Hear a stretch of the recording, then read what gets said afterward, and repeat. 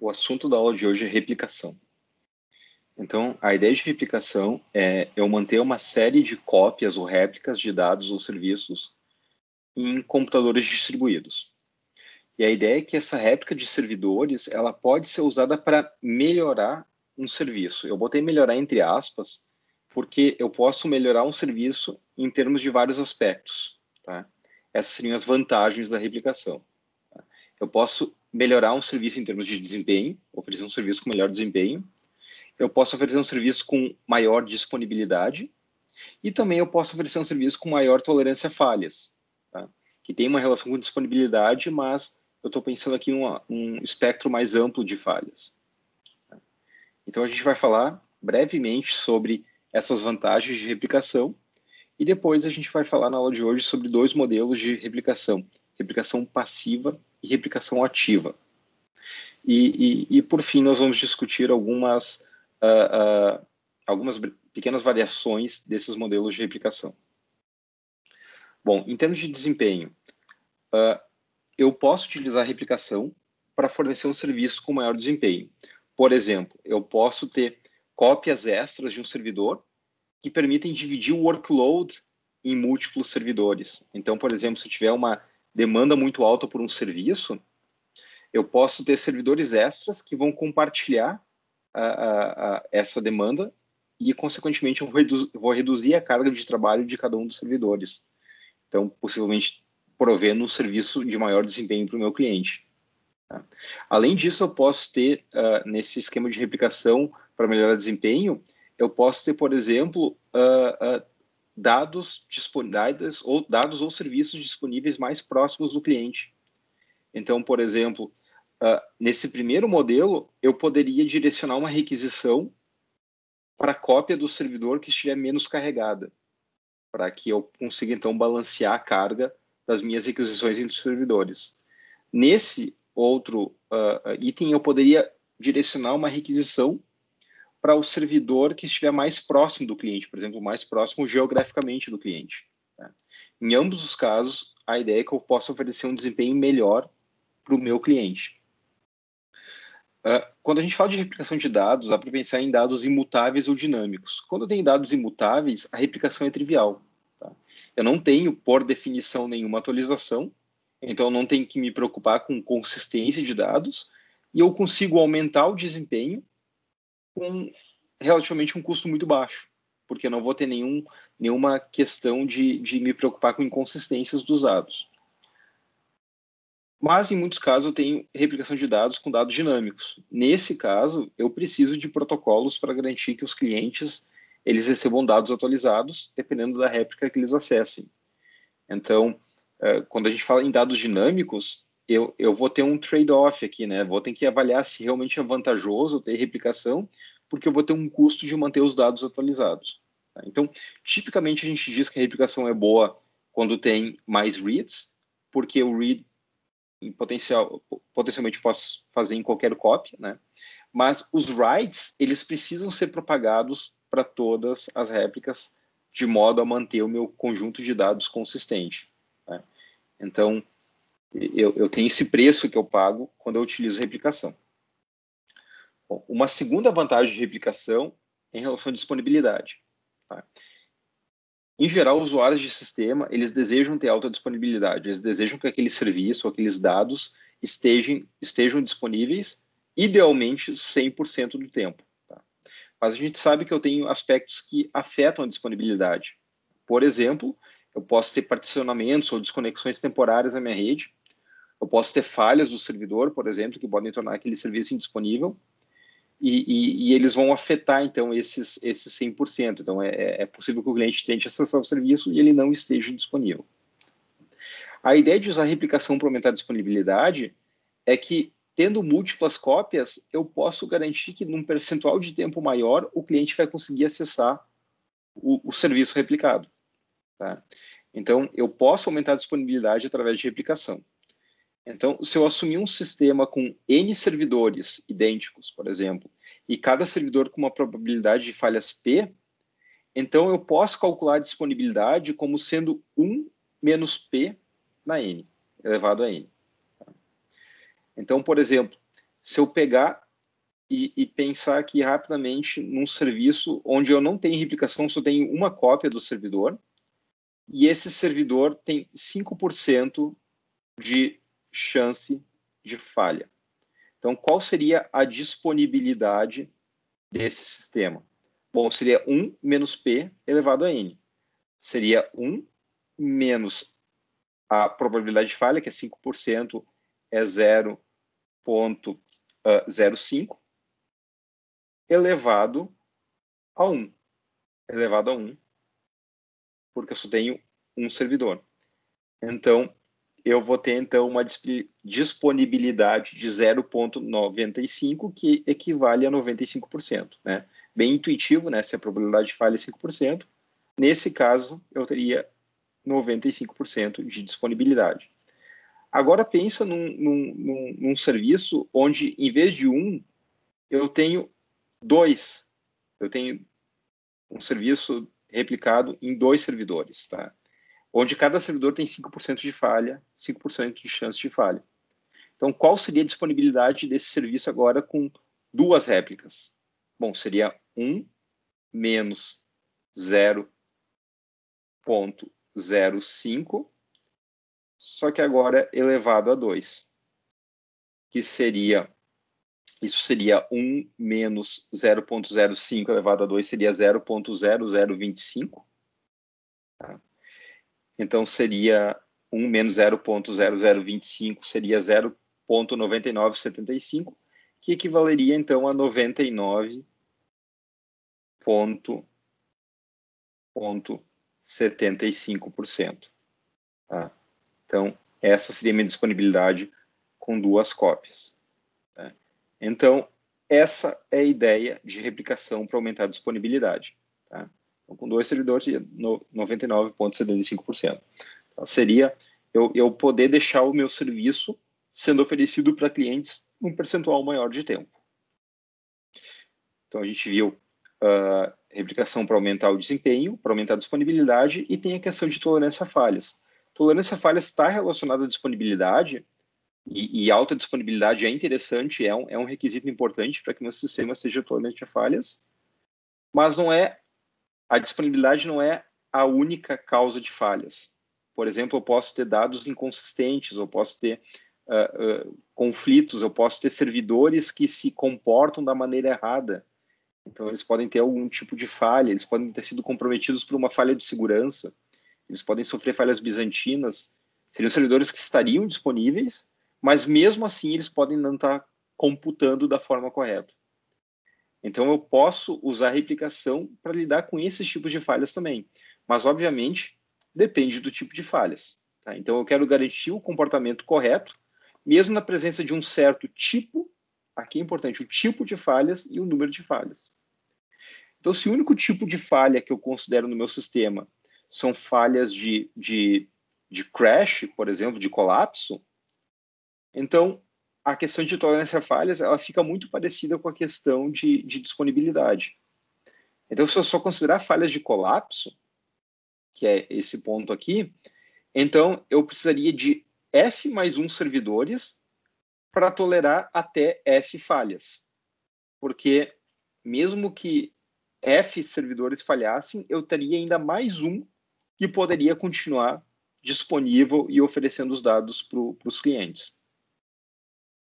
Agora, se o tipo de falha que eu considero, por exemplo, uma falha bizantina, onde um processo, onde um servidor pode simplesmente computar algo da forma incorreta, ou ele pode ter sido comprometido por uma falha de segurança, por exemplo, ele está gerando valores errados, daí eu preciso de 2 F mais 1 servidores para suportar até F falhas. Tá? Isso porque, mesmo que F servidores falhem, eu ainda teria F mais 1 que computariam da forma correta e ganhariam, por assim dizer, por votação sobre aqueles que falharam, que produziram algum resultado incorreto. Então, eu teria F mais 1 servidores que concordam numa computação, enquanto que até F servidores poderiam ter gerado uma computação arbitrária, por exemplo. Então, isso é muito usado, por exemplo, em sistemas críticos ou sistemas aviônicos também, onde tu tem esse tipo de replicação por votação, e daí tu tem, por exemplo, o mesmo software de um avião sendo executado em 3 hardwares diferentes e com 3 implementações de software diferentes. Então, tu tem 3 implementações distintas do mesmo sistema, fazendo a mesma computação, e a ideia é que tu consiga tolerar falhas bizantinas desde que a maioria dos sistemas concordem com o resultado. E daí mesmo que um deles falhe, daí tu poderia descartar aquele, porque aquele seria um sistema que ocasionou uma falha bizantina. Né? Então tem várias vantagens de replicação. Espero que esses últimos slides eles tenham deixado isso claro. Tá? A gente tem, em particular, 2 requisitos muito importantes quando a gente fala de replicação. Tá? O primeiro deles é transparência e o segundo é consistência. Tá? A ideia de transparência é que os clientes eles não devem perceber que existe múltiplas cópias. Tá? Então, para o cliente isso tem que ser transparente. Então, mesmo para o cliente ele tem que ter a noção de estar acessando um serviço ou um objeto lógico ou uma única entidade. E se por trás na implementação do sistema essa entidade ela é implementada por uma série de cópias físicas, bom, isso tem que ficar transparente para o cliente. Tá? Então, está aqui. Mesmo que existam múltiplas cópias físicas, o cliente ele só conhece um único objeto lógico. Tá? Então, ele não pode ter essa visão de que existem várias cópias por trás. Tá? E os clientes simplesmente interagem com esse objeto lógico, só que, obviamente, por baixo dos panos vai ter uma série de réplicas. Tá? E os clientes vão esperar um resultado. Eles vão mandar uma requisição para um objeto lógico e vão esperar um resultado. Essa é a ideia de transparência. Consistência está relacionada ao fato de que quando eu tenho múltiplas cópias, elas precisam estar coerentes. Tá? Só que dependendo do tipo de aplicação que eu estou lidando, eu posso ser mais ou menos restrito em relação a essas coerências. Tá? Então, existe, obviamente, um custo em manter todas as réplicas atualizadas 100% do tempo. Tá? E o trade-off que eu vou ter entre esse custo e o benefício que isso traz para a minha aplicação, isso precisa ser avaliado. Então, em alguns casos, é possível que eu tenha uma inconsistência temporária por um curto período de tempo. Tá? A gente vai falar sobre critérios de correção na aula de hoje, que eu posso ter até uma inconsistência temporária, mas eu não posso ter um resultado incorreto. Tá?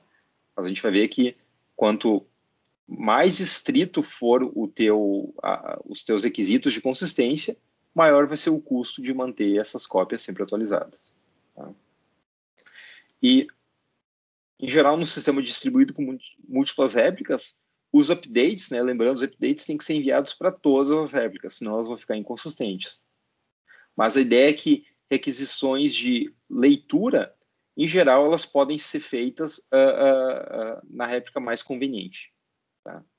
Então, onde conveniente pode ser a menos carregada ou a mais próxima do cliente. Tá?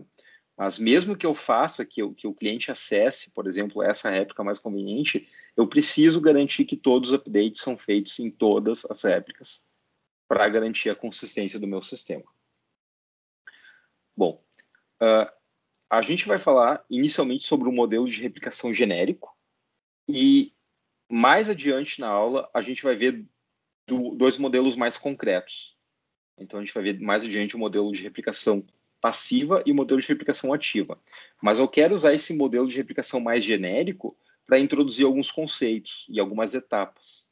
E elas vão ficar um pouco filosóficas agora, porque eu não vou detalhar, e eu não vou detalhar de propósito. Mas quando a gente vê os modelos concretos, eu espero que isso fique mais claro.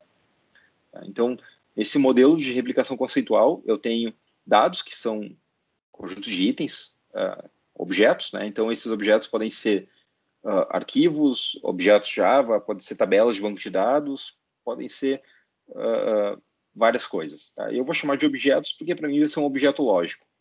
Agora, o que está sendo replicado por baixo dos panos, de fato, eu não sei.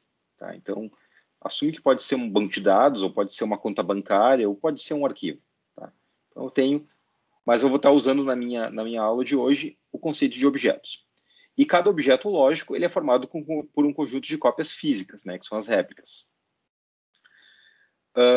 Bom, a gente vai ver que tem essa questão das réplicas não necessariamente estarem idênticas ou consistentes todo o tempo. A gente vai ver que em alguns casos eu posso ter desatualizações temporárias.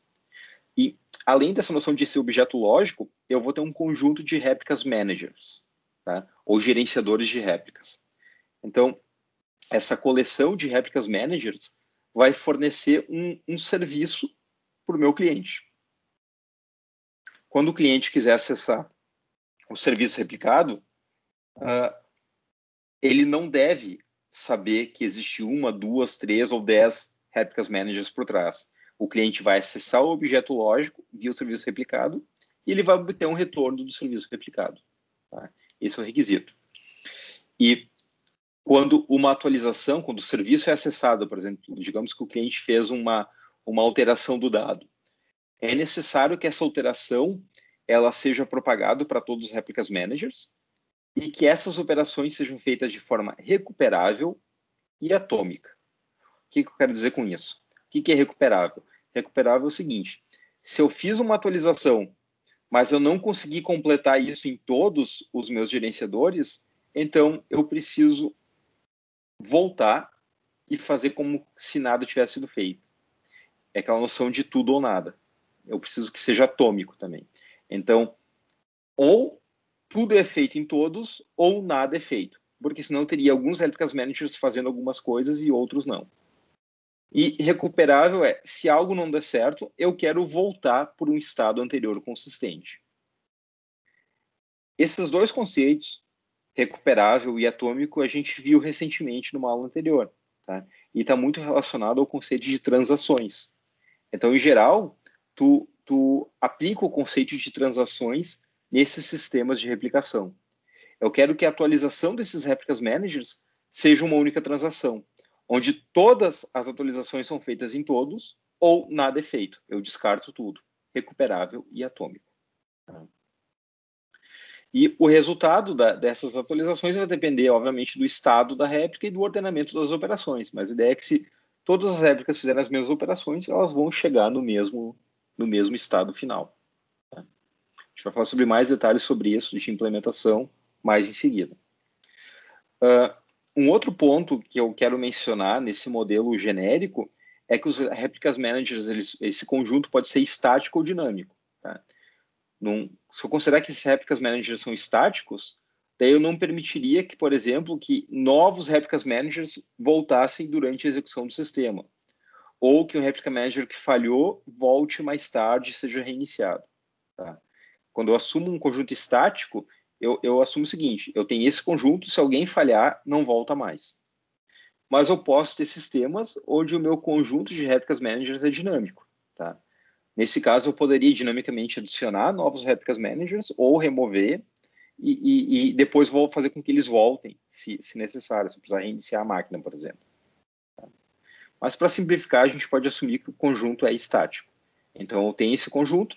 Se alguém falhar, simplesmente não volta depois. Eu não vou adicionar ninguém durante a execução. E dado esses conceitos, eu posso pensar num modelo bastante abstrato de replicação, que é esse modelo genérico que eu mostro nesse slide. Ele tem 3 principais componentes. Tem clientes, front-ends e os meus réplicas managers. Tá? Então, o cliente é o processo do usuário que faz requisições, ou de read-only, ou de updates. Tá? Então, requisições de read, potencialmente, elas podem ser feitas em qualquer réplica, mas os updates, eles precisam ser propagados para todas as réplicas. Um outro componente importante que eu tenho nessa arquitetura básica é o front-end. Tá? Front-end é essa caixinha aqui. A ideia do front-end é prover aquele requisito de transparência que eu mencionei no slide anterior. Tá? Então, é o front-end que vai saber como se comunicar com esse serviço de replicação. Tá? E se vai se comunicar com um, com dois, com todos, com um subconjunto, quem decide isso é o front-end. O cliente manda uma requisição e recebe uma resposta. Tá? E é o front-end que se encarrega de, por baixo dos panos, implementar um protocolo ou implementar um modelo de replicação específico. Então, a ideia do front-end é fornecer transparência para o cliente, tá? E blindar o cliente dessa noção de múltiplos réplicas managers. Como o front-end é implementado, bom, o front-end é um elemento conceitual. Se ele for implementado como uma thread no cliente, ou como um processo naquela máquina, ou como um proxy, isso fica a cargo do implementador, tá? Isso eu não vou entrar nesse mérito. O que interessa é que o cliente manda uma requisição e espera uma resposta. Esse front-end, se ele for um plugin do browser, se ele for um proxy, se ele for uma thread, para mim não interessa, mas é esse elemento que vai conhecer o protocolo de replicação. E eu tenho um conjunto de réplicas managers que vão executar as operações de forma recuperável e atômica. Então, eu posso assumir, por uma questão de simplicidade, que cada réplica manager é um servidor espalhado geograficamente, tá? Bom, nesse modelo genérico, esses são os elementos. O que está faltando são as etapas de execução, tá? E eu tenho 5 etapas. Eu vou falar dessas 5 etapas agora de uma forma genérica, mas como eu disse, a gente vai instanciar essas etapas mais adiante nessa aula, onde a gente vai ver os modelos específicos de replicação. E as 5 etapas são as seguintes. Primeiro, há uma requisição do front-end para o serviço de replicação. Depois, há 3 etapas de coordenação, execução e consenso. E, por último, há uma 5ª etapa de resposta. Então, pegar a primeira etapa, por exemplo. O que seria a requisição do front-end para o serviço de replicação? Depende. Tá? Eu vou falar agora filosoficamente o que ela pode ser. Depende. Eu posso, talvez, enviar uma única requisição do front-end para um Replica Manager primário, e esse Replica Manager primário vai se comunicar com os demais. Eu posso fazer com que o front-end envie uma requisição para um subconjunto de Replicas Managers, e eles se organizam. Ou eu posso fazer com que o front-end ele mande um multicast para todos os Replicas Managers. Então, é isso que eu quis dizer com o fato de que eu não vou entrar em detalhes agora de como isso pode ser feito. Eu tenho várias opções. Tá? Isso aqui é um modelo genérico, tá? Conceitual. Então, eu tenho, filosoficamente falando, eu tenho várias possibilidades de implementar essa fase de requisição. Novamente, a gente vai instanciar isso concretamente daqui a alguns slides. Bom, a próxima etapa é coordenação. Tá? Então, o que é coordenação? Eu quero que os Replicas Managers eles decidam se eles vão executar a operação e também em qual ordem eles vão executar. Tá? Então, a gente viu algumas aulas atrás que quando eu tenho, por exemplo, esse processo e esse processo cliente enviando requisições para esse grupo porque eu posso pensar nisso aqui como um grupo de servidores, eu tenho várias semânticas de ordenamento. A gente discutiu isso algumas aulas atrás. A semântica de ordenamento FIFO, a semântica de ordenamento causal, a semântica de ordenamento total. A gente discutiu esses aspectos na aula sobre multicast. Então, a ideia é que a coordenação é uma etapa onde eu vou decidir se eu vou executar e em qual ordem eu vou executar as operações. Tá? E aqui eu posso, então, trazer aquelas noções de comunicação em grupo que a gente viu algumas aulas atrás. Bom, depois da etapa de coordenação, depois que eu decidi se eu vou fazer em qual ordem, eu tenho a fase onde eu vou, de fato, executar. Tá? E o ideal aqui é que, de novo, trazendo conceitos de aulas anteriores, que eu faça isso de uma forma tentativa, por exemplo, numa cópia privativa, e que eu possa ou comitar mais adiante ou descartar. Então, eu preciso fazer a execução de uma forma que eu possa, mais adiante, decidir se isso vai ser efetivado ou não. Então, a gente diz que a execução ela precisa ser feita na forma de um objeto recuperável. E eu tenho a fase de consenso, onde o consenso, de fato, eu vou decidir se eu faço o commit ou não. Tá? Essas fases têm a ver com aquelas etapas de transações que a gente discutiu na última aula. Então, pode ver que nesse modelo de replicação, eu estou trazendo várias noções de comunicação em grupo, de transações, elementos que a gente já discutiu nas últimas aulas. E a quinta e última etapa é a etapa de resposta. E, novamente, eu posso ter várias opções aqui. Eu talvez tenha... um ou mais réplicas managers, eles vão responder para o front-end. Eu posso simplesmente fazer com que o front-end espere pela primeira resposta, digamos que ele está interessado em desempenho. Ele pode esperar pela primeira resposta e já devolver para o cliente, ou se esse front-end está mais interessado em se preocupar com possíveis falhas bizantinas, ele pode esperar coletar a maioria das respostas e daí mandar para o cliente. Mas, de novo, isso fica a cargo, eu não entro nesse detalhe agora, isso fica a cargo do modelo específico que a gente vai discutir em seguida. Tá? Então, essas são as 5 etapas no modelo genérico. Tá? Certo. Eu tenho mais alguns comentários agora sobre uma noção de correção do modelo de replicação, e daí depois a gente vai ver os modelos específicos. Tá? Então, em relação à correção, tá? Vamos assumir uma visão idealista de um serviço replicado.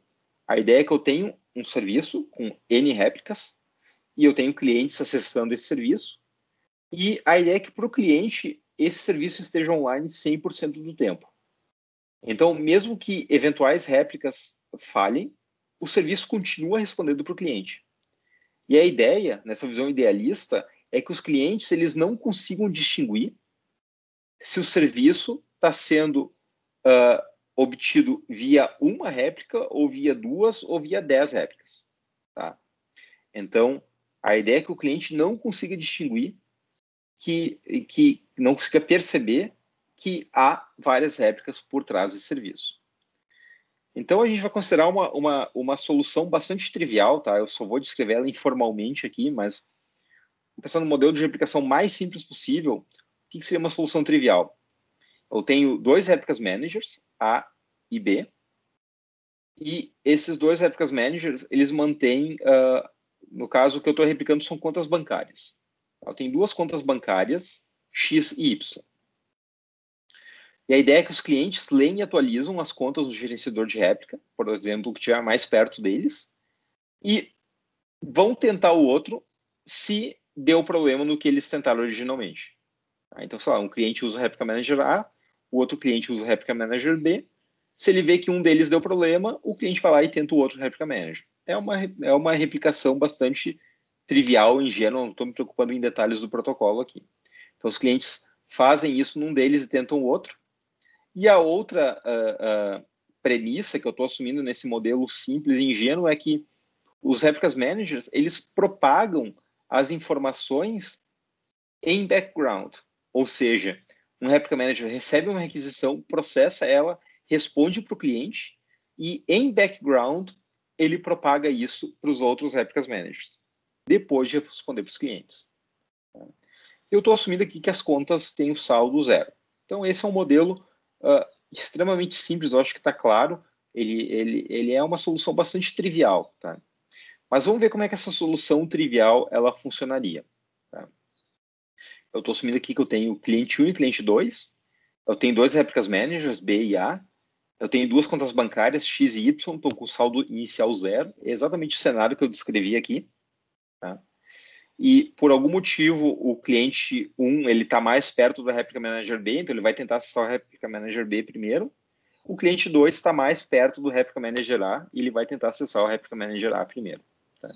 E a gente sabe que eles vão tentar o outro se houver alguma falha no que eles tentaram originalmente. Tá? Então, só ilustrando o cenário que eu fiz. E eu tenho aqui o que seria o programa, né, o código que o cliente 1 executa e o código que o cliente 2 executa. Tá? Eu quero mencionar só que, quando eu digo que é o código ou o programa que o cliente 1 executa, eu quero dizer que essas operações que o cliente 1 executa, eu assumo que elas precisam ser sequenciais. Tá? Similar àquilo que a gente discutiu na aula de transações. Se eu tenho uma transação com a operação A, B e C, e outra transação com a operação 1, 2 e 3, eu posso intercalar essas operações entre elas, mas eu não posso mudar de ordem, porque eu assumo que cada transação é um programa sequencial. Então, se é uma transação das operações A, B e C, eu preciso garantir que eu vou seguir essa ordem. Eu não posso executar, por exemplo, B antes do A. Tá? Então, aqui eu tenho essa premissa também. cada cliente tem uma série de operações para executar, mas eu assumo que cada cliente executa um programa sequencial, mas eu posso ter possíveis intercalações, isso sim. Tá? Então, esse ponto tem que ficar bem claro. Cada cliente executa um programa sequencial. E o que eu tenho ilustrado aqui é que o cliente 1, esse aqui, ele inicialmente tentou acessar o Replica Manager B, tá? Então, ele atualiza o saldo da conta X para $1 no Replica Manager B, só que o Replica Manager B falha em seguida. Então, ele atualizou no Replica Manager B a conta X para $1, ele executou a operação, só que os Replicas Managers, eles propagam em background. Isso estava no slide anterior, eles propagam em background. E antes de propagar, ele falhou. Ele falhou. Então, obviamente, o cliente 1 estava ali no slide anterior, né? Como premissa, ele vai tentar acessar o outro Replica Manager e vai executar a operação que seta $2 na conta Y. Tá? Atualiza o saldo da conta Y para 2, mas o gerenciador de réplica B não responde, então ele faz isso no Replica Manager A. Tá? Então está aqui. O B não respondeu, ele fez no A. E executou essas duas operações, 1 e 2. E o cliente 2, ele está aqui, ele está mais próximo do Replica Manager A, ele vai fazer 2 gets, vai pegar o saldo dessas duas contas. E vai fazer um get em Y, get X, vai botar 2 e 0. Tá? E o ponto é, esse serviço não funciona. Tá? Esse serviço não está correto. E essa agora é provavelmente a parte mais importante do vídeo. Tá? Por que esse serviço não funciona? Por que essa implementação ingênua não funciona? Porque esse resultado 2 e 0, ele é um resultado anômalo. Ele nunca poderia ter acontecido em um serviço sem replicação. Tá? Então, é um comportamento anômalo. Tá? Ele nunca teria acontecido se as contas de banco tivessem sido implementadas num único servidor. Tá? E eu quero que vocês se convençam disso fazendo algum exercício mental, vendo que se eu tiver as mesmas contas X e Y implementadas num único servidor, sendo acessado pelo cliente 1 e pelo cliente 2, eu nunca teria um resultado, um traço de execução, onde o cliente 2 conseguiria ler os valores 2 e 0 para Y e X, respectivamente. Tá? Porque o cliente 1 talvez executasse primeiro e depois o 2, ou talvez o 2 executasse primeiro e depois o 1, ou talvez o 1 e o 2 se intercalassem. Mas em qualquer execução possível nesse servidor único, eu nunca teria o traço de execução 2 e 0. Não aconteceria. Tá? Então, vocês podem mentalmente tentar fazer simulações e ver que não poderia acontecer. Um serviço de replicação que me produz um traço que não poderia ter sido gerado em um serviço sem replicação, ele está incorreto. Tá? Então, esse serviço de replicação, ele está incorreto. E esse ponto é muito importante. Tá? No entanto, eu poderia ter diferentes níveis de correção. Tá? Então, o que define um comportamento correto? Eu tenho critérios para definir um comportamento correto. Esses critérios eles podem ser mais estritos ou menos estritos. Eu posso ter, por exemplo, uma inconsistência temporária, por exemplo. Então, ele pode ser menos estrito ou mais estrito, mas ele tem que ser correto. E, voltando, essa execução, onde eu teria como resultado 2 e 0, ela é incorreta porque ela nunca teria existido se o serviço fosse implementado sem replicação. Tá? Então, o que seria um critério de correção? Eu tenho dois principais critérios de correção. Linearizibilidade e consistência sequencial. Tá? Vou dizer que essa parte do vídeo é a parte mais importante. Tá? Então, o que seria linearizibilidade? O sistema distribuído com N cópias, N réplicas, ele atua exatamente como um único servidor. Tá? Se ele atuar exatamente como um único servidor, a gente diz que ele é linearizável. E para isso, eu tenho dois critérios que eu preciso satisfazer. O primeiro deles é as operações intercaladas do cliente 1 e do cliente 2 nesse serviço replicado, elas precisam atender a especificação de uma única cópia correta. O que eu quero dizer com atender a especificação de uma única cópia correta? Elas não podem produzir um resultado que seria inválido num sistema sem replicação. Tá? Esse resultado 2 e 0 nunca teria existido num sistema sem replicação. Então, esse sistema aqui que ocasionou essa intercalação, ele não produz o mesmo, ele não atende a especificação de uma única cópia correta.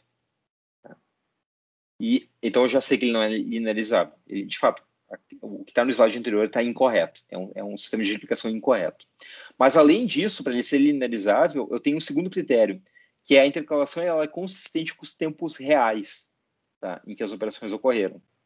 Então, se eu tiver um acesso numa réplica de um serviço replicado e 1 milissegundo depois eu tiver um acesso e esse segundo acesso, ele precisa pegar um valor consistente em relação aos tempos reais.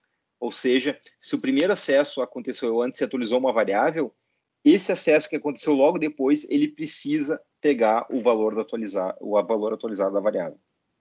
Então, devido a essa noção de tempo real, ele é uma propriedade difícil de obter em alguns sistemas. Tá? Mas eu tenho uma propriedade que é um pouco mais relaxada, que é a propriedade de consistência sequencial. Tá? Então, aqui eu quero também garantir que as operações ocorrem da forma correta, numa ordem, mas eu não preciso de relógios globais. Tá? E, novamente, eu tenho 2 critérios. O primeiro critério é exatamente o primeiro critério que eu tinha antes. A série de operações intercaladas precisa atender a especificação de uma única cópia correta, ou seja, esse meu serviço de replicação, ele não pode produzir um resultado que nunca teria acontecido se o sistema não fosse replicado. Ponto. Só que o segundo critério, ele é mais relaxado, porque antes eu tinha o requisito dos tempos reais. Aqui o segundo critério ele é mais relaxado. Aqui eu digo que a intercalação ela é consistente com a ordem de cada programa executado por cada cliente.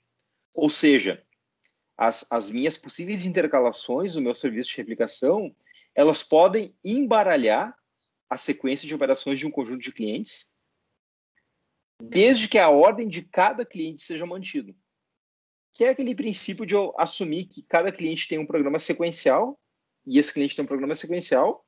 Eu, obviamente, não posso inverter a ordem das operações de um cliente, mas eu posso intercalá-las desde que eu preserve a ordem individual de cada cliente. Tá? Essa é a ideia. E isso aqui é muito mais fácil, muito mais relaxado de obter do que esse aqui que exige uma noção de tempos reais. Tá? Então, vamos ver algumas possíveis intercalações. Tá? Então, a primeira coisa que eu quero que seja observado aqui é que cada cliente, eu estou assumindo como premissa básica que eu não posso inverter a ordem das operações. Então, se a gente olhar lá no meu exemplo original, alguns slides atrás, esse aqui, o cliente 1 fazia um set em X e um set em Y, e o cliente 2 fazia um get em Y e um get em X. Eu não posso mudar essas ordens, tá? Porque cada cliente tem um programa sequencial rodando. Então, eu não mudei as ordens. Mas eu estou assumindo que eu tenho um serviço de replicação que produziu essa intercalação. Bom, essa intercalação, a primeira coisa que eu vou observar é que 0 e 0 é um valor correto. É um valor que eu teria obtido num serviço sem replicação. Tá? Então, bastaria que o cliente 2 fizesse os seus gets antes do cliente 1 fazer os seus sets. Ponto. Então, um serviço de replicação que produz essa intercalação, ele está tendo o mesmo efeito de uma cópia correta. Tá?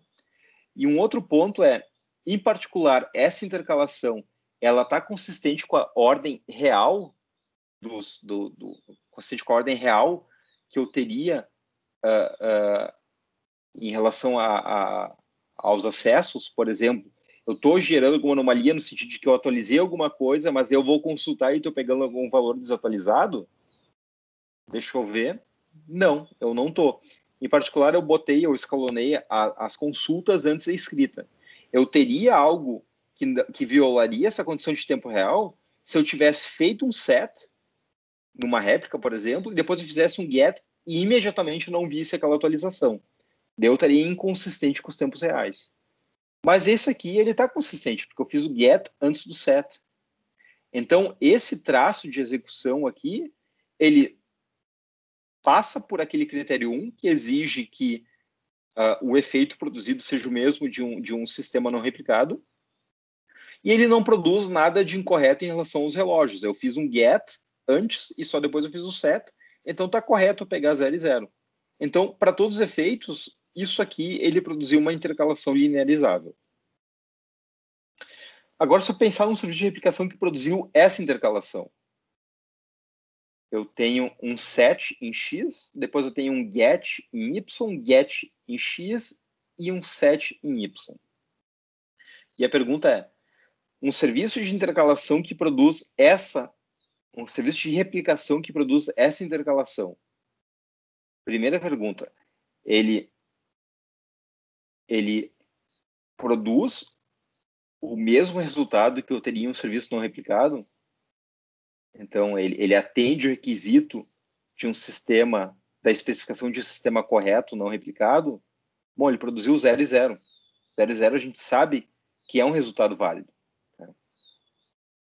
2 e 0 não é um resultado válido. Isso não podia ter acontecido. Isso não atende ao critério de correção de um serviço não replicado. Nunca teria isso acontecido num serviço não replicado. Agora, 0 e 0 está de acordo.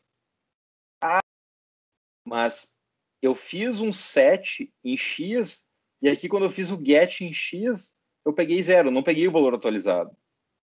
Bom, eu posso ver, então, claramente que ele não atendeu a questão de linearizabilidade, porque ele não atendeu essa noção de tempos reais. Para ele ser linearizável, se essa intercalação fosse linearizável, necessariamente, se esse get x aconteceu 10 milissegundos depois desse set x, esse get x teria que ter pego o valor atualizado. Se ele tivesse pego o valor 1 aqui, daí eu poderia dizer que ele é linearizável. Mas como ele não pegou o valor atualizado, eu estou com uma inconsistência temporária. Mas eu ainda tenho um serviço correto, porque eu tenho um serviço que produziu o mesmo resultado que uma versão sem replicação e a intercalação é consistente com a ordem de cada programa, de cada cliente.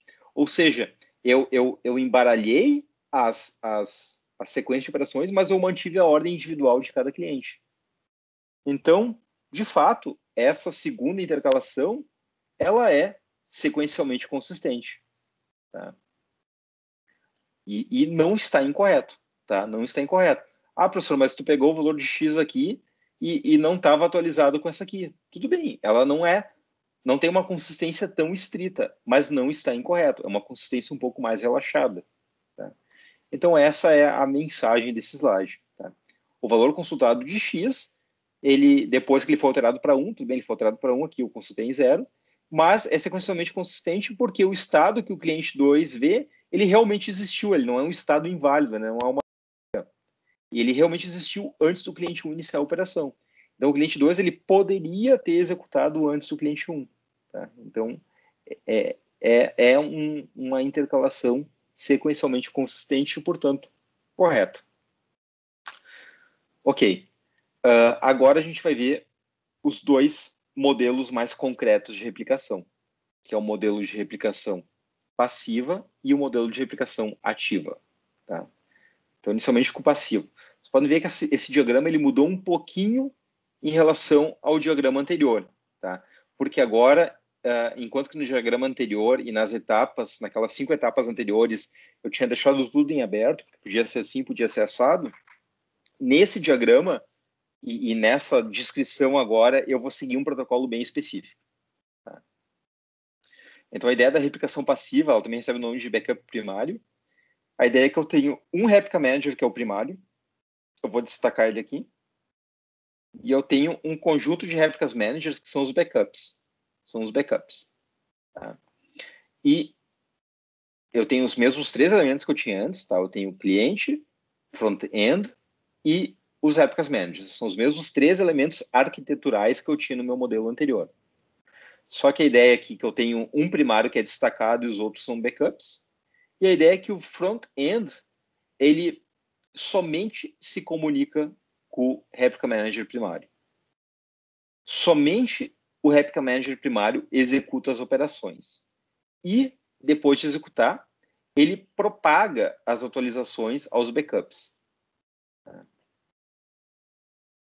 Depois que todos os backups receberam as propagações e atualizaram as suas réplicas, daí somente o primário também responde para o front-end. Então, nota aqui que nesse caso do cliente 1 e do cliente 2, ambos front-ends de cliente 1 e cliente 2 apontam para o mesmo primário. Eu só tenho um primário no meu sistema no instante de tempo. Tá? E o primário propaga para os backups.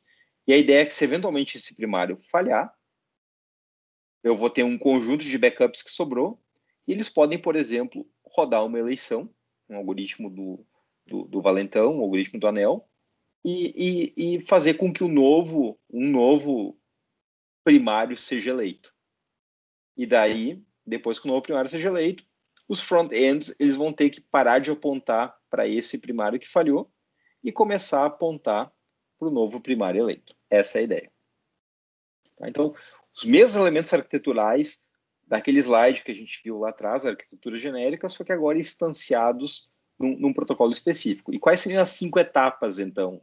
Bom, primeira etapa, a etapa de requisição. No modelo de replicação passiva, o front-end envia a requisição com algum identificador específico para o único primário. Tá? Para o primário. Bom, segunda etapa, é a etapa de coordenação. Bom, não tenho que coordenar. Eu só tenho um primário, é ele que decide. Então, é o primário que vai decidir se ele executa a operação e ele vai determinar a hora em que as operações são executadas. Tá? Por que ele tem que determinar se ele executa ou não? Porque talvez, por exemplo, seja uma requisição duplicada. E ele pode, então, baseado num identificador único da requisição, ele poderia eventualmente descartar uma requisição duplicada. Mas a coordenação é a coordenação de um só. É o primário que decide se executa e ele vai determinar a ordem. Bom, depois da coordenação, que é a parte onde o primário decide se ele vai executar e em qual ordem ele vai executar, vem a etapa de execução propriamente dita, que é o primário executar. O primário fazer a computação, sei lá, atualizou a réplica, atualizou a conta bancária, enfim, fez a computação e gerou um resultado. A quarta etapa, que é a etapa de consenso, é basicamente fazer com que o primário ele propague isso para as réplicas. Tá?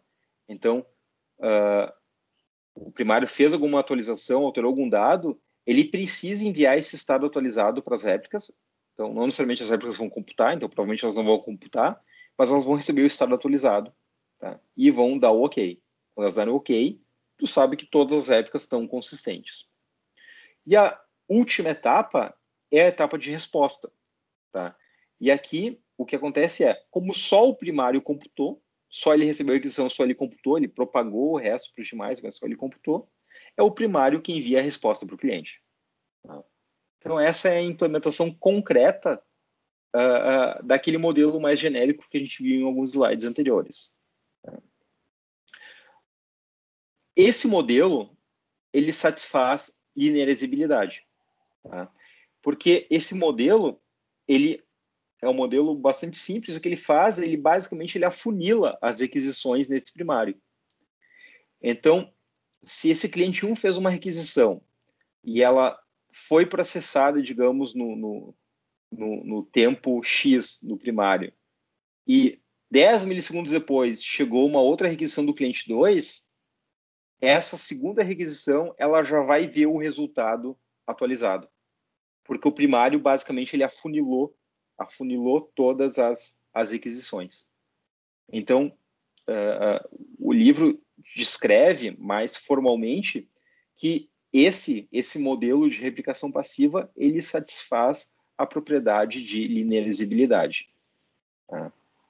Então, ele garante porque ele vai produzir o comportamento correto, que eu teria caso eu tivesse uma única cópia, porque para todos os efeitos eu tenho só uma única cópia executando. E, além disso, se uma requisição chegar logo depois da anterior, ela já vai pegar o resultado atualizado. Tá? Então, satisfaz essa noção de tempo real. Se houver falhas, bom, daí eu certamente posso ter problemas, né? Porque eu preciso garantir a consistência entre os vários possíveis réplicas managers, e eu teria que eleger um novo réplica manager para assumir o papel de primário. E eu posso garantir linearizabilidade se eu garantir que os outros réplicas managers sobreviventes, eles concordam com quais precisam ser executadas e quais precisam ser descartadas. Tá? Mas, no caso de não falha, ele certamente garante linearizabilidade. Tá? E um outro ponto é que eu posso utilizar esse sistema também para avaliar a questão de tolerância a falhas. Tá? E o que eu tenho agora é o seguinte, eu só tenho um nodo que processou, os outros recebendo a cópia daquele nodo primário que processou.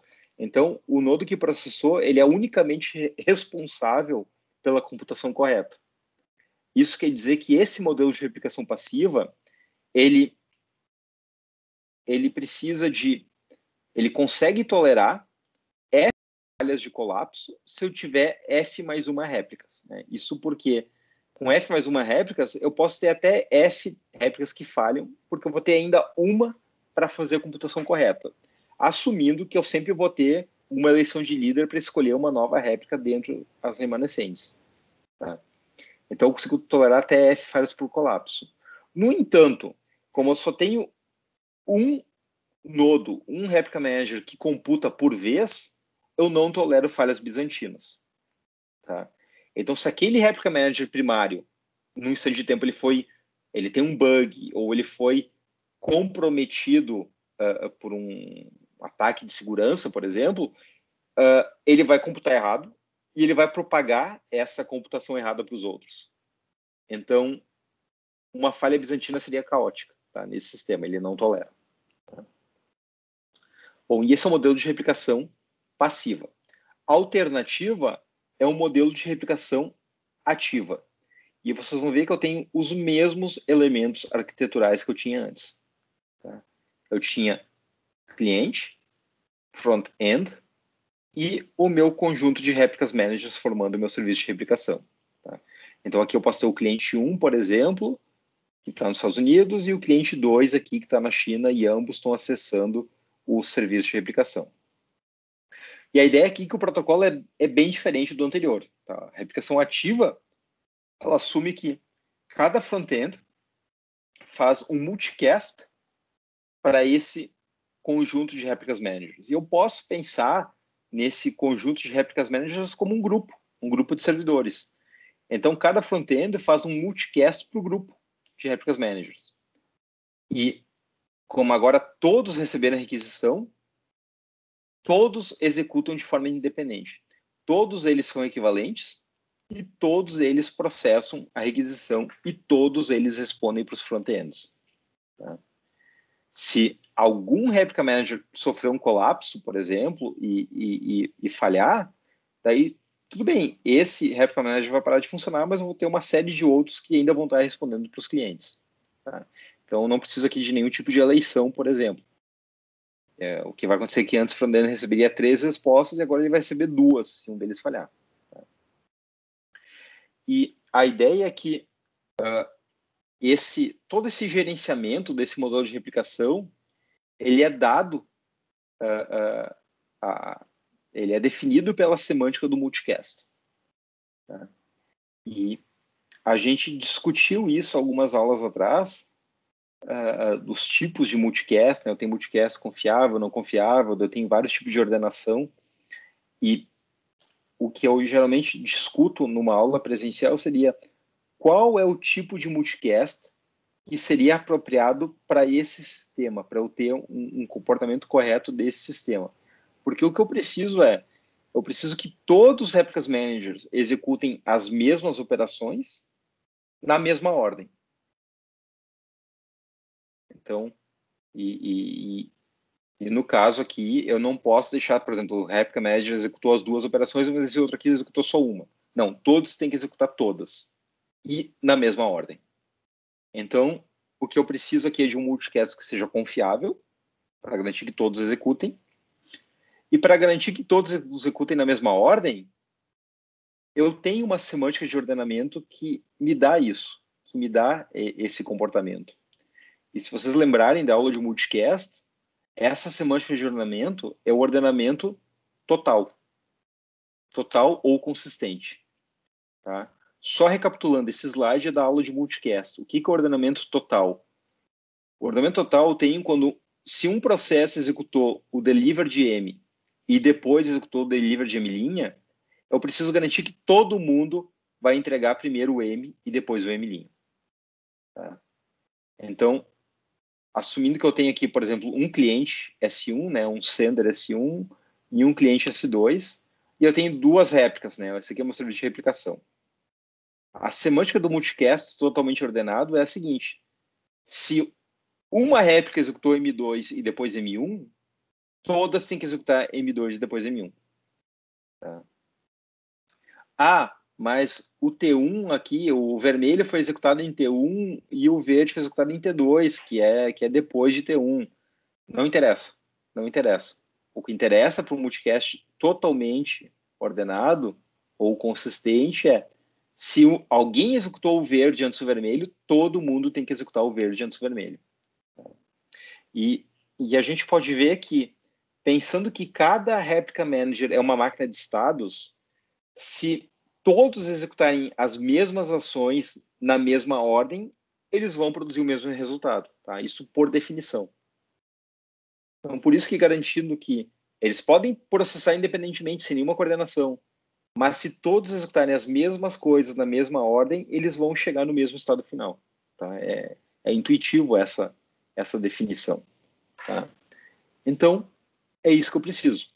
Eu posso implementar esse modelo de replicação ativa com um multicast totalmente ordenado. Tá? Então, vamos para 5 etapas.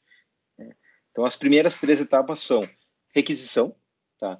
Aqui a requisição, eu tenho que fazer com que o front-end envie uma mensagem para o serviço de replicação. Nesse caso, a etapa de requisição ela vai ser implementada através de um multicast para o grupo de réplicas, e esse multicast tem que ser um multicast totalmente ordenado e confiável. Tá? Então, basicamente, a etapa de requisição ela é um multicast. Tá? Bom, eu tenho a etapa de coordenação. Tá? Bom, coordenação é quando eu defino se eu vou executar em qual ordem. Bom, isso está definido pela semântica do multicast. Não tem o que coordenar. Tá? Os réplicas managers eles não precisam fazer nenhuma coordenação extra além da semântica que já vai ser garantida pelo multicast. Que todos vão executar as mesmas operações na mesma ordem, confiável e totalmente ordenado. Então, a etapa de coordenação ela veio de graça com o multicast totalmente ordenado e confiável. Tá? Que você sabe implementar porque a gente viu algoritmos para isso. Tá? Bom, a etapa de execução. Enquanto que na replicação passiva só o primário executava e depois ele propagava, na replicação ativa todos os réplicas managers executam. Tá? Então, cada replica manager executa cada requisição. Tá? E porque todas são recebidas na mesma ordem, eles vão processar, eles vão ter um comportamento idêntico entre eles. Tá? Então, se eu pensar que todos eles partem do mesmo estado S0, se eles executarem as mesmas operações na mesma ordem, eles vão chegar no mesmo estado final. Né? Bom, depois da execução, tem a etapa de consenso. Bom, não preciso fazer nada. Já veio de graça da semântica do multicast. Tá? Então, a etapa de consenso não há o que fazer. Já é a semântica do multicast. E, por último, é a etapa, quinta e última etapa, é a etapa de resposta. Enquanto que na replicação passiva, só o primário respondia para o front-end, aqui eu tenho todos os réplicas managers respondendo para o front-end. Tá? E o número de respostas que o front-end vai esperar receber para devolver para o cliente, por exemplo, isso pode variar com a aplicação, ou dependendo do modelo de falhas que ele considera. Opções, por exemplo. Se a minha aplicação está mais interessada em desempenho e eu quero responder rapidamente para o cliente, talvez o front-end pudesse esperar pela primeira resposta e já devolver para o cliente. Agora, se eu estou preocupado com falhas bizantinas, por exemplo, bom, daí talvez seja melhor o front-end esperar por um conjunto, pela maioria das respostas que concordem, para daí devolver para o cliente. Isso fica a cargo daí da aplicação do cenário de uso. Tá? O problema é que um protocolo de multicast confiável e totalmente ordenado, vocês viram os algoritmos para fazer isso numa das aulas anteriores. Então, esse protocolo tem um custo. Então, ele é um modelo de replicação que traz várias propriedades interessantes, mas ele tem um custo computacional devido a executar esses algoritmos. Mas a mensagem é, a essência desse modelo de replicação é um multicast totalmente ordenado e confiável. Alguns comentários sobre esse modelo: ele não satisfaz linearizibilidade, mas, no entanto, ele suporta consistência sequencial. Tá? Ele não suporta linearizibilidade porque a ordem total na qual os Replicas Managers eles executam não necessariamente vai ser consistente com o tempo real. Tá? Então, eu posso ter, por exemplo, digamos, requisições que foram feitas antes e requisições que foram feitas depois, e essas que executaram depois, elas podem não ver uma mudança imediata do estado. Né? Então, a própria questão do ordenamento total, ele não leva em consideração tempos de envio, ele simplesmente desconsidera essa noção de tempo real. Ele se importa em garantir que todo mundo vai ter a mesma visão, mas ele não se preocupa com o tempo de envio ou com o tempo de recebimento das mensagens. Então, esse modelo, ele claramente não satisfaz linearizibilidade porque não tem nenhuma relação com o tempo real. No entanto, ele suporta a consistência sequencial, né? Assumindo que as requisições feitas em cada front-end são processadas uma de cada vez, seguindo a ordem das requisições daquele cliente. Né? Eu mantenho a ordem linear de cada cliente. Né? Então, se o cliente 1 tem 3 operações, o front-end vai mandar essas 3 operações na ordem que o cliente 1 determinou. Tá? Ele não vai, por exemplo, inverter a ordem. E daí, com essa premissa, esse modelo suporta a consistência sequencial. O modelo que está correto, produz um resultado correto, mas é uma consistência um pouco mais relaxada que o modelo da replicação passiva. Bom, e esses são os 2 principais modelos de replicação que eu queria ter discutido na aula de hoje. Eu vou falar agora brevemente sobre algumas pequenas variações de técnicas que eu posso ter, tá? Eu vou ser realmente extremamente sucinto nesses próximos slides, mas são pequenas simplificações ou pequenas variações de técnicas que dariam semânticas um pouco diferentes. Então, por exemplo, eu poderia ter um serviço de replicação onde eu só tenho dados read-only. Tá? Então, eu tenho lá meu conjunto de réplicas, mas, por definição, não tem escrita. Tá? Esse é um serviço de replicação trivial de implementar, um serviço ganha-ganha. Então, se eu estou só distribuindo conteúdo, por exemplo, eu estou distribuindo, por exemplo, dados na internet, estou distribuindo, por exemplo, conteúdo de streaming na internet, que eu quero replicar esse conteúdo em servidores próximos aos meus clientes, para que eles tenham um acesso mais rápido, uma latência menor. Se eu não fizer nenhum tipo de atualização, o que não acontece nesse tipo de sistema, eu tiver só clientes lendo, consumindo esse conteúdo, eu tenho uma situação ótima daí para um serviço de replicação, porque eu só ganho daí. Tá?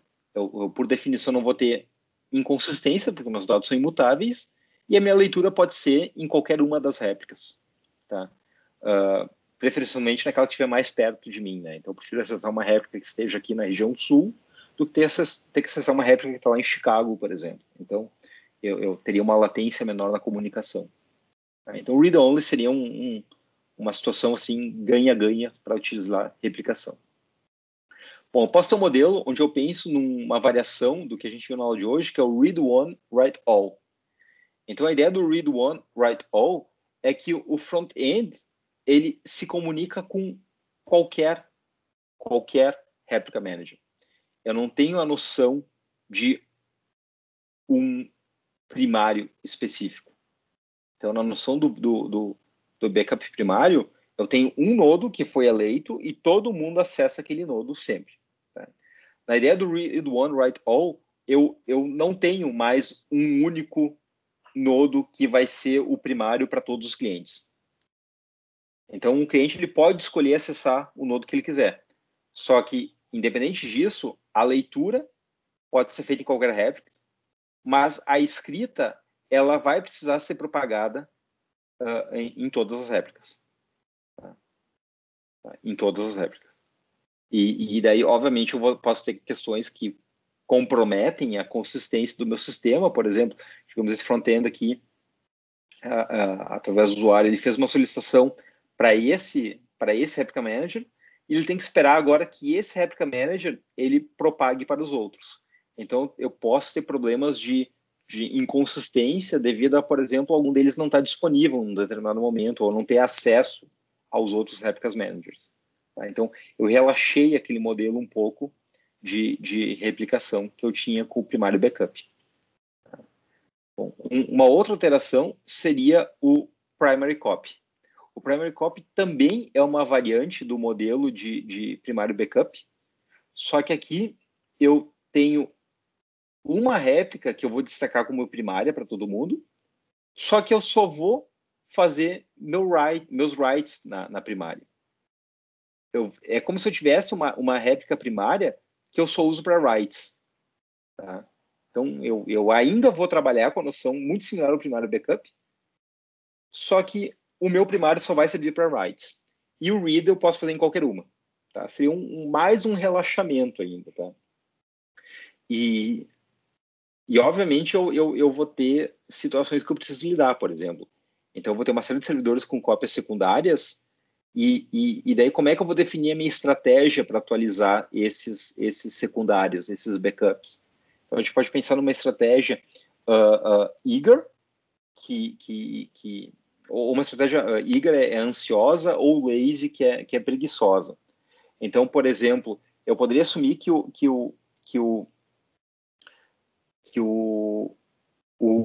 primário, quando eu fiz uma atualização, fiz uma escrita no primário, eu posso esperar que o primário ele faça os updates somente depois responda para o cliente.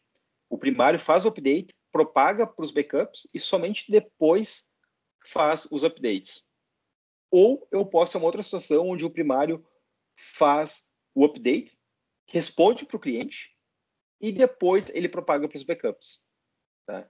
Então, ele pode ser ansioso ou preguiçoso. Tá? Essa é a intuição por trás dos nomes. E, obviamente, eu vou estar trazendo problemas aqui de consistência de dados. Tá? Então, especialmente se eu usar uma estratégia preguiçosa ou ansiosa, eu vou ter uma semântica diferente em relação à minha consistência. Tá? Se eu primeiro respondo o resultado e depois eu propago os backups, ou primeiro eu propago e depois eu respondo. E isso pode me trazer algum tipo de inconsistência.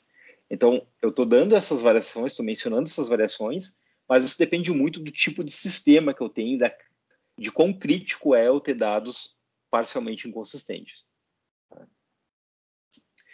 E o último modelo, a última variante que eu queria mencionar é a noção de quorum-based. Tá? Uma coisa que a gente não discutiu na aula de hoje, e foi propositadamente, eu não mencionei, é a questão do particionamento de rede. Tá?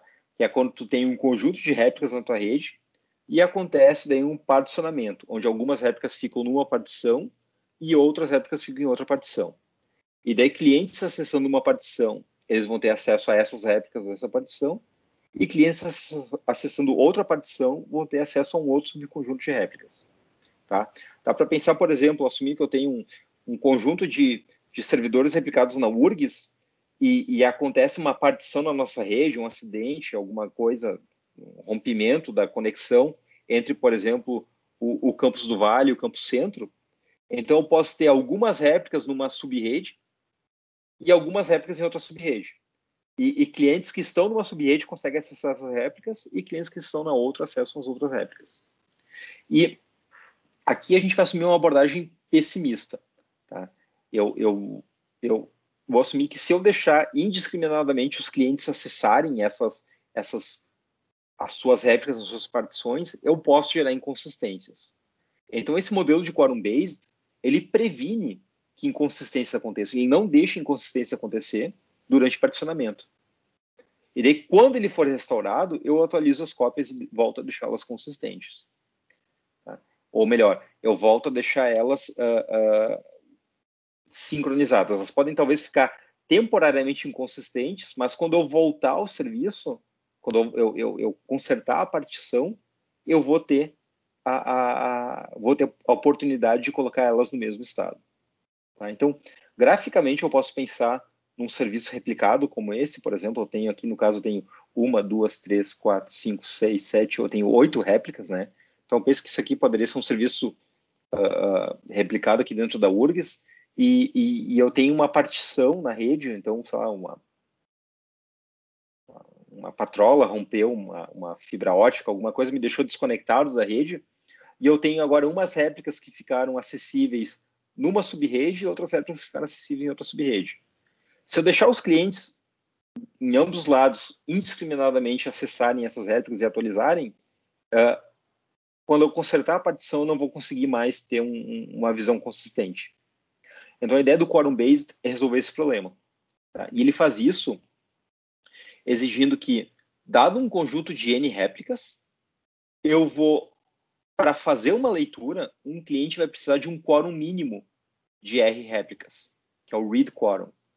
E um cliente, para fazer uma escrita, ele vai precisar de um quórum mínimo de W réplicas, que é o write quorum. Tá? Nesse meu caso aqui, N é igual a 8, né? Eu tenho 8 N igual a 8 réplicas.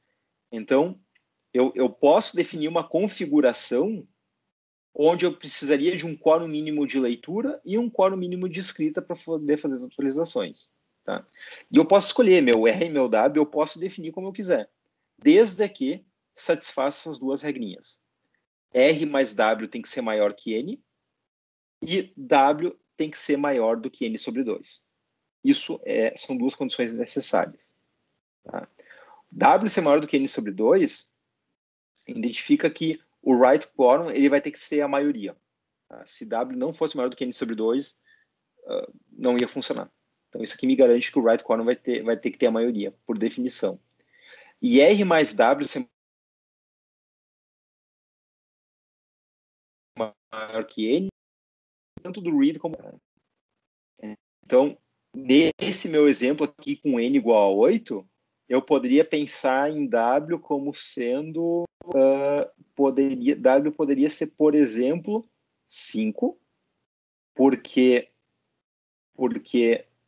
5 é maior do que 8 sobre 2, 8 sobre 2 é 4, 5 é maior que 4, então W poderia ser 5. E R, por exemplo, poderia ser, por exemplo, 4, né?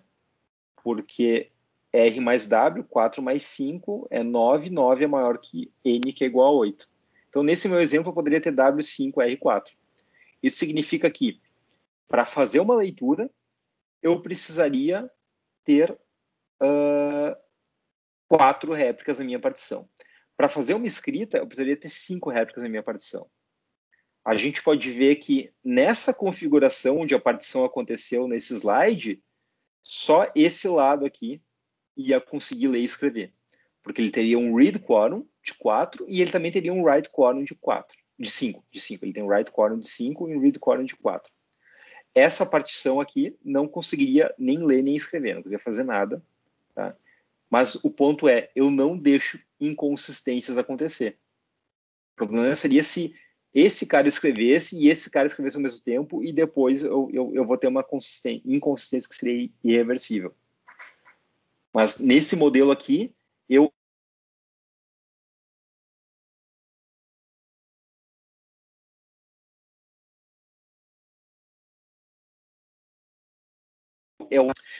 poderia redesenhar essa partição, não vou fazer isso agora no slide, mas eu poderia dizer que essa partição aconteceu, por exemplo, aqui, assim, ela deixa eu fazer ela aqui, tá? E daí esquece, isso aqui não existe. Então, se a partição aconteceu aqui, Daí, esse lado aqui da esquerda teria 4 réplicas e esse lado da direita teria 4 réplicas. Nessa configuração, ambos teriam um read quorum de 4 e nenhum teria um write quorum de 5. Tá? Então, eles não poderiam atualizar, mas poderiam ler ainda. E eu poderia ter um serviço parcialmente funcional aqui na URGS, permitindo as leituras desses ambas partições. Então, essa é a ideia do quorum based, é ter algo configurável que eu possa definir comportamentos no meu sistema. Eu poderia, por exemplo, ter um modelo onde eu tenho R igual a 1, R igual a 1 e W igual a 8. Tá? Satisfaz as regras, né? Porque 8 é maior do que N sobre 2, 8 é maior que 4, e 1 mais 8 é 9, é maior do que 8. Então, essa configuração aqui também satisfaz. E essa configuração R1W8 é o read one, write all. Tá? Eu precisaria de um quórum de pelo menos uma réplica para conseguir fazer a leitura, mas eu só vou deixar fazer a escrita se eu tiver todas as réplicas disponíveis. Tá? Então, é um modelo bem interessante, eu posso pensar em configurações dele, de como customizar. Tá? Ficou escrito aqui sobre o slide, mas digamos que eventualmente essa partição seja corrigida, então não, alguém vai remover essa partição e voltar a ter uma rede integrada. E o que aconteceu, por exemplo, se um lado tinha quórum de escrita e o outro não, acontece que esse lado aqui estaria desatualizado e esse aqui teria um lado mais atualizado. Então, como é que eu faço isso? Como é que eu corrijo isso? Bom, eu posso assumir que a cada vez que tu atualiza alguma réplica, né? Se tu puder atualizar, cada vez que tu atualiza, tu incrementa um timestamp, um número de versão, um timestamp. E quando eu corrigir a partição, se eu ver que as réplicas de uma partição, porque aquela partição tinha o write quorum, elas foram atualizadas, eu posso verificar por esse número de versão, né? Por esse número de timestamp, qual é a mais atualizada, e daí, então, quando corrigir a partição, propagar essa atualização para todas elas. Tá?